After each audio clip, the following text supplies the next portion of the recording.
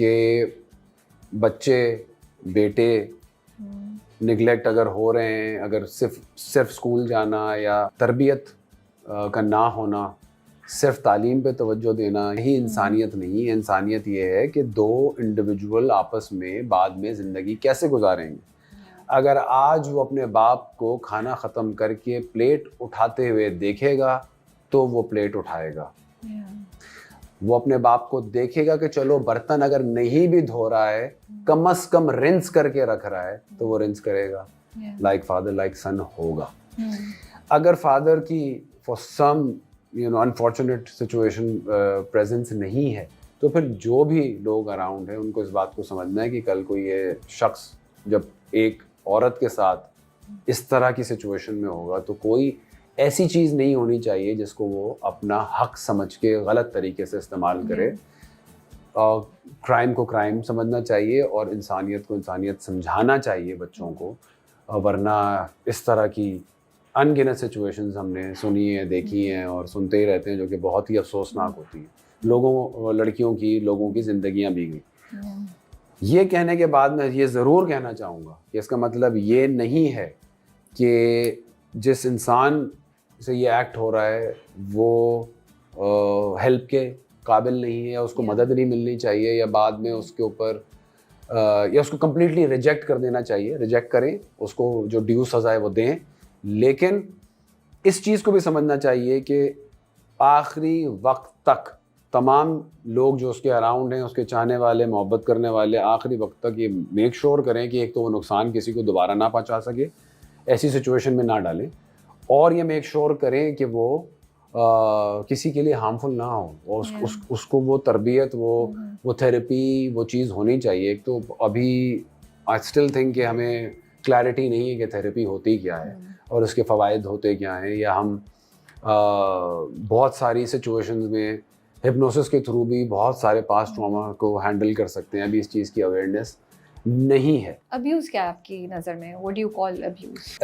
ज़रूरी नहीं कि अब्यूज़ फिजिकल हो, इमोशनल, जुमलों का, बातों का, जली कुड़ी सुनाना, ताने, everything.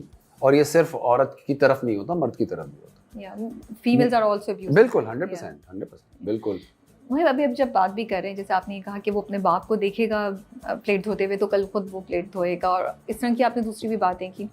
So your thought process is very different from जो हम जनरली देखते हैं मर्दों में, और मोस्टली मैन अभी भी शायद औरत की उस राइट को या मेल प्रिविलेज के इम्पैक्ट को उस तरह नहीं समझ पाते या रियलाइज़ करते जिस तरह होना चाहिए, यू नो, इवन औरतें भी। तो ये आपका थॉट प्रोसेस शुरू से ऐसा था, या ज़िंदगी में कोई इंसान मिला जिसने चेंज किया, कुछ हुआ जिससे चेंज हुआ?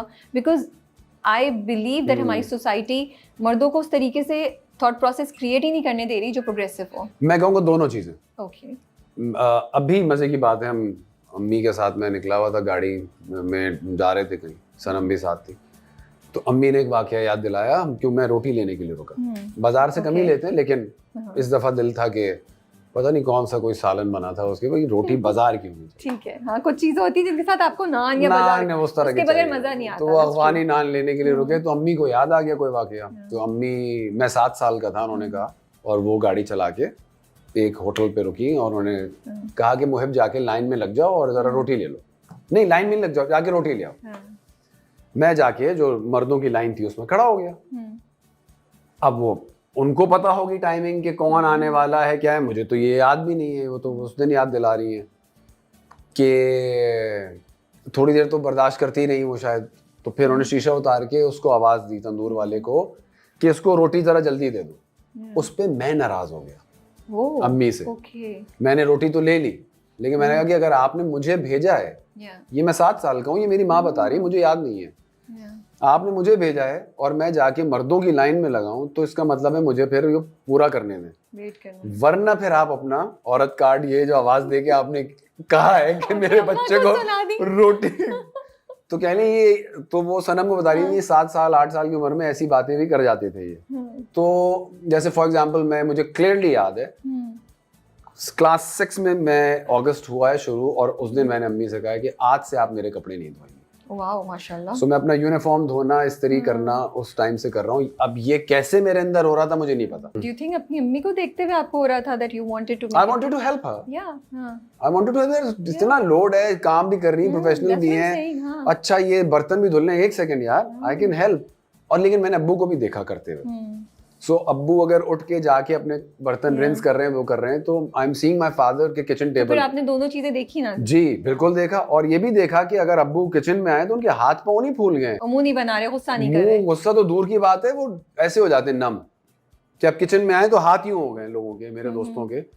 मैं क्या हुआ, हिलना हिलना मिलना जो खत्म हो गया क्या, कि अब फ्रिज नहीं खुल सकता क्या, सब्जी बाहर नहीं निकल सकती, आओ काटते तो करते थे। लेकिन अपने दोस्तों में सबसे ज्यादा किचन में अगर कोई फ्रूट काटना है या कोई थिएटर प्ले कर रहे हैं और उसमें फ्रूट कटना है तो आप काटते थे? जी, मेरी तरफ ही देखा जाता था। तो मैं अपने सबसे ज्यादा दोस्तों में शायद मैं ही सुगड़ हूँ। सो बेसिकली लाइक आपने इतनी कोई खूबसूरत बात बोली है कि वो घर का माहौल है जिसने आपको इम्पैक्ट किया, आपके थॉट प्रोसेस को। उसने आपकी, वो आपको भी नहीं पता चला, शायद आपके पेरेंट्स को भी नहीं रियलाइज हो रहा कि जिस तरीके जी, ये से कहना कि बेटा जरा नंगे पैर नहीं चलो, तो आप भी नहीं चलें, आप बाय एग्जाम्पल दिखाएंगे और सबकॉन्शियस माइंड में वो फिट हो जाएगा। बजाय इसके कि आप टें चैं करते रहेंगे, उससे कुछ नहीं होगा। तो ये कहना कि आज के दौर के हिसाब से बच्चे को ये कहें बेटा ये नहीं करोगे, तो इसकी कोई गारंटी नहीं है कि वो करेगा। गारंटी इसकी है कि जो आप कर रहे हैं वो कॉपी पेस्ट हो रहा है। ट्रू, इसकी गारंटी। तो आपने कहा दोनों चीजें, तो दूसरी चीज भी है कि you met someone or you saw somebody in your life who inspired you, जिसकी वजह से भी आप thought process change किया या क्या? From दादी to my both wives to सारी सिचुएशन, सारी empowered औरतें ही मेरे अराउंड रही, मेरी माँ, तो जाहिर है सब सारे ये लोग कैरेक्टर्स ही हैं। मेरी बहन को मेरा ये कहना कि अब तुम जा रही हो, बस अब कुछ बन के आना, तो ये सारी एम्पावरमेंट ही है जो मैं दे भी रहा हूँ और मुझे मिल भी रही है। तो यही है, और इसके अलावा कुछ है नहीं जिंदगी में, और क्या करेंगे, इससे ज्यादा क्या कर लेंगे। नहीं बिल्कुल सही कह रहे हैं, बट ये कहने में चीज़ें छोटी लगती हैं, मुझे लगता है ये बहुत बहुत बड़ी बातें जो आप कर रहे हैं, और it makes me think, and अगर आप इस पे शेयर करना चाहें अपना थॉट प्रोसेस, कि एम्पावर्ड वुमेन से अगर एक मर्द इंटरेक्ट कर रहा है या वो घिरा हुआ है, तो उसका थॉट प्रोसेस कैसे चेंज होता है? वो इनसिक्योर नहीं होता, उसकी सिक्योरिटी और बढ़ती है? क्या इम्पैक्ट और किस तरह पॉजिटिव चेंज एक मर्द की ज़िंदगी और पर्सनालिटी में आते हैं अगर उसके गिर्द जो औरतें हैं वो मजबूत हैं और वो स्ट्रॉन्ग हैं? मुश्किल टॉपिक है ये, और इसलिए मुश्किल है क्योंकि इसमें 3 चीज़ें मेरे हिसाब से इन्वॉल्व हो जाती हैं। एक रिलीजन, जो कि एक ख़ास तरीके से परसीव्ड है, फिर उसके बाद अना, जो कि गलत तरीके से फ्यूल हुई है, खास तरीके से परसीव्ड, गलत तरीके से फ्यूल्ड, और फिर माँ। Everything boils down to the mother. अगर माँ बोलेगी कि माँ को देखेगा कि माँ फाइनेंशियली इंडिपेंडेंट है, माँ का अपना बैंक अकाउंट है, माँ जाके कोई डिसीजन ले सकती है, किसी पॉइंट पे किसी को ना कह रही है, नो कर रही है, बाजार के अंदर किसी का दिमाग ठीक कर रही है, ये सारी चीज़ें देखेगा लड़का, तो वो फिर वो सपोर्ट करेगा अपनी औरत को, इनसिक्योर नहीं हो जाएगा। लेकिन अगर माँ दबी हुई है और अब्बा ने दबा के रखा हुआ है, या जो भी उसको कहें आप, लेबल जिस तरह भी कहें, मजबूरी है, अनफॉर्चुनेट है, कल्चर है, रिलीजन है, XYZ, जैसे भी उसको आप लेबल करें, जो भी देखेगा वही रिपीट करेगा। बस यही है, इससे ज़्यादा तो और कुछ भी नहीं कह सकते।